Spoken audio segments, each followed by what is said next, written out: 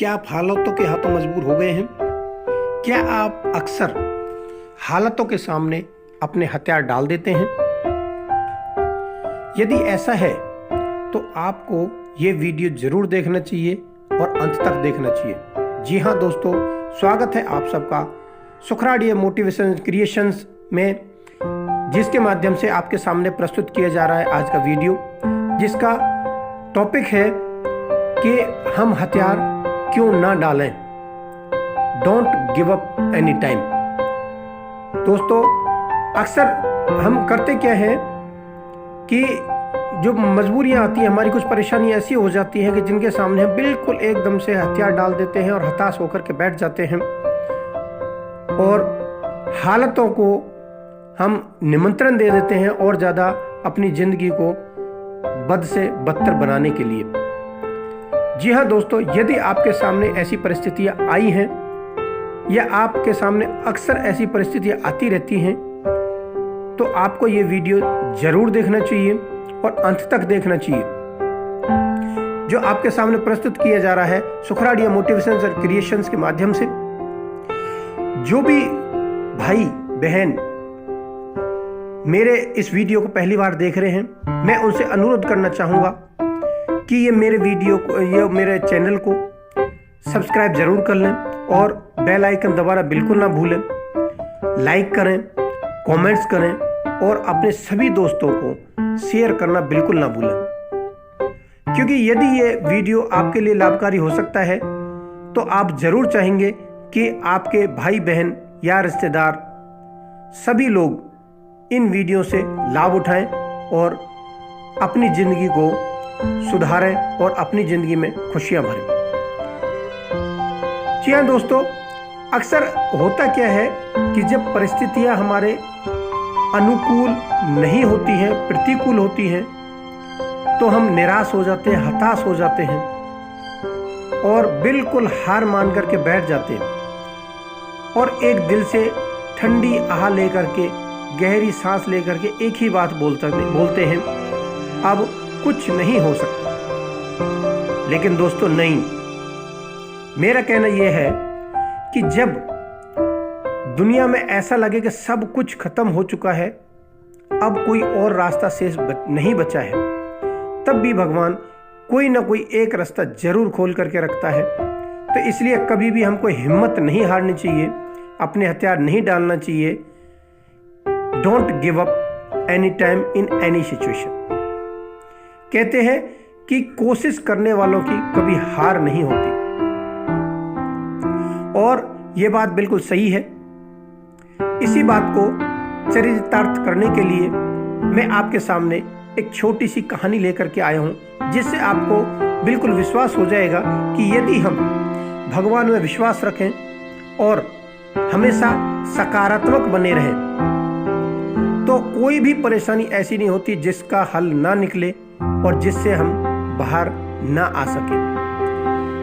दोस्तों, मैं आपके सामने प्रस्तुत कर रहा हूं एक किसान की चतुर बेटी की सफल कहानी, जिसके माध्यम से आपको लगेगा कि यदि हम सकारात्मक बने रहते हैं तो हमारे सामने कोई ना कोई विकल्प जरूर आ जाता है और हम अपनी परेशानी से आसानी से बाहर निकल जाते हैं। दोस्तों, एक गांव में एक बद्री नाम का एक किसान रहता था।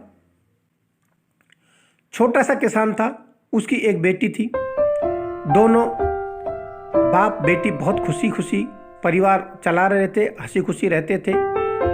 पिताजी खेती करता था और खेती के लिए वो एक साहूकार से कर्ज लेता था, और जैसे ही फसल पूरी होती थी तो वो 3 हिस्से बनाता था, एक अपने घर खर्च के लिए, एक बेटी की शादी के लिए और एक साहूकार का कर्ज के लिए। तो जैसे ही फसल पूरी होती थी, साहूकार अपने समय से पैसे लेने के लिए बद्री के घर आता था और किसान उसको जो उसका कर्ज की जो राशि थी उसको दे देता था। इस बार भी साहूकार हमेशा की तरह आया और बद्री को आवाज लगाया, तो बद्री अपने हाथ में जो उसकी रकम लेकर के आया और उसकी बेटी संस्कारों के अनुसार अपने हाथ में एक पानी का लोटा लेकर के आई साहूकार के लिए। तो साहूकार की नज़र उस बेटी पर पड़ी और बोला, बद्री, क्या आपने इस बेटी के लिए कोई शादी विवाह के लिए कुछ विचार किया है? बेटी बड़ी हो रही है, जवान हो रही है। तो किसान बोलता है, हाँ साहूकार जी, देख तो रहे, कोशिश कर रहे हैं, लेकिन अभी इसके लिए कोई योग्य वर मिला नहीं है। जैसे ही कोई योग्य वर इसको मिल जाएगा तो हम इसकी शादी जरूर कर देंगे। और जो साहूकार था वो अपना जो पैसा है गिन करके लेके चला जाता है, लेकिन घर में जाने के बाद भी उसके दिमाग में उस लड़की की फोटो घूमती रहती है और उसी के विचारों में मगन रहता है। उसकी गंदी नजर उस पर पड़ जाती है। अभी किस्मत भी कभी कभी कहते हैं कि हमको आजमाती है, भगवान भी आजमाता है। खेती जैसे अगली खेती करी, अगली खेती पक के तैयार हो गई तो बहुत जोर से बरसात आ गई, आंधी तूफान आ गया, जिसमें उस किसान की फसल बर्बाद हो जाती है। तो और वो बेटी और वो किसान दोनों ही दुखी हो जाते हैं। लेकिन जो साहूकार है वो अपने समय से फिर आता है और बद्री से अपनी जो कर्ज की राशि मांगता है। लेकिन किसान हाथ जोड़ करके बोलता है, बोला, साहूकार जी, इस बार मेरी फसल बर्बाद हो गई है, तो इस बार मैं आपकी जो रकम मैं नहीं चुका पाऊंगा। अगली बार मेहनत करूंगा और ज़्यादा मेहनत करूंगा और फसल सही होते ही मैं आपकी पाई चुका दूंगा। लेकिन जो साहूकार की नज़र तो लड़की पर थी, और तो इसलिए वो किसान को एक ऑफ़र देता है कि बद्री, मैं आपको एक सलाह देता हूँ जिससे कि आपका जो कर्ज है वो भी माफ़ हो जाएगा और आपको एक भी पैसा नहीं देना पड़ेगा। बोला, कैसे? बोला, जो आप अपनी लड़की की शादी मेरे साथ में कर दीजिए तो आपको कर्ज पूरा माफ़ कर दूंगा, कभी भी आपको पैसे की देने की आवश्यकता नहीं पड़ेगी। तो किसान बोलता है हाथ जोड़ करके, बोला, साहूकार जी, ये तो अन्याय होगा, मैं ऐसा नहीं कर सकता हूँ, क्योंकि आपकी उम्र में और मेरी बेटी की उम्र में बहुत ज़्यादा फ़र्क है, तो ऐसा करना उचित नहीं होगा। फिर दोबारा से साहूकार एक ऑफर और देता है कि तो चलो मैं न्याय करता हूँ आपके साथ में कि आपका कर्ज भी माफ़ हो जाएगा और आपको कोई परेशानी नहीं होगी। तो बोला, कैसे? बोला, यहाँ पे जो ज़मीन में पत्थर पड़े हैं काले रंग के और सफ़ेद रंग के, मैं 2 पत्थर, एक काले रंग का एक सफ़ेद रंग का, एक हांडी रखी है जो इसमें डालूंगा, और यदि आपकी बेटी को वो आँख बंद करके उसमें से हाथ डाल करके एक पत्थर निकालना होगा, यदि आपकी बेटी सफ़ेद पत्थर निकालती है तो वो उसको मुझसे शादी भी नहीं करनी पड़ेगी और आपका कर्ज भी माफ़ कर दूंगा, और यदि वो काला पत्थर निकालती है तो उसको मेरे से शादी करनी पड़ेगी और आपका कर्ज माफ़ कर दूंगा। तो उनके पास में और कोई चारा नहीं था, तो किसान और उसकी बेटी ये बात मान लेते, सहमत हो जाते हैं। और जब किसान जो साहूकार पत्थर डाल रहा होता है तो उसने चालाकी से दोनों पत्थर काले उस हांडी में डाल देते हैं और लड़की वो चीज़ देख लेती है।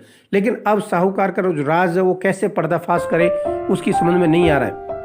अब वो साहूकार के चुंगल में पूरी तरह से फंस चुकी थी, कोई भी रास्ता उनके पास में शेष नहीं था।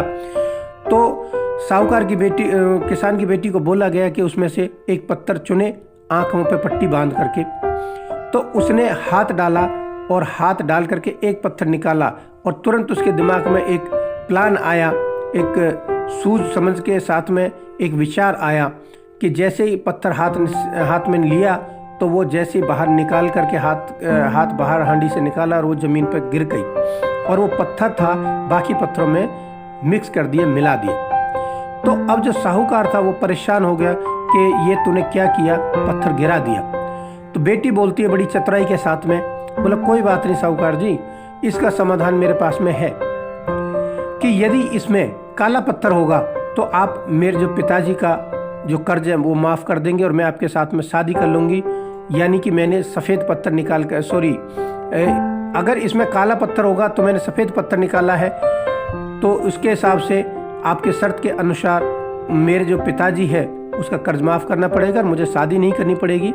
और यदि इसमें सफ़ेद पत्थर है तो मैंने काला पत्थर निकाला था।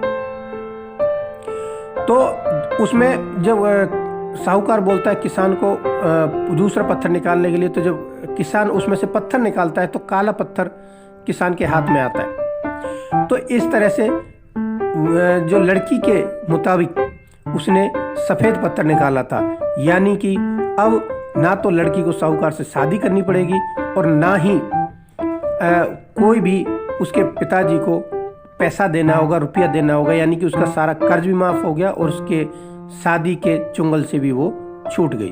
तो इसलिए वो लोग कहते हैं दोस्तों कि यदि हम सकारात्मक बने रहें तो कोई ना कोई हमारे रास्ता जरूर निकल जाता है हमारे सामने।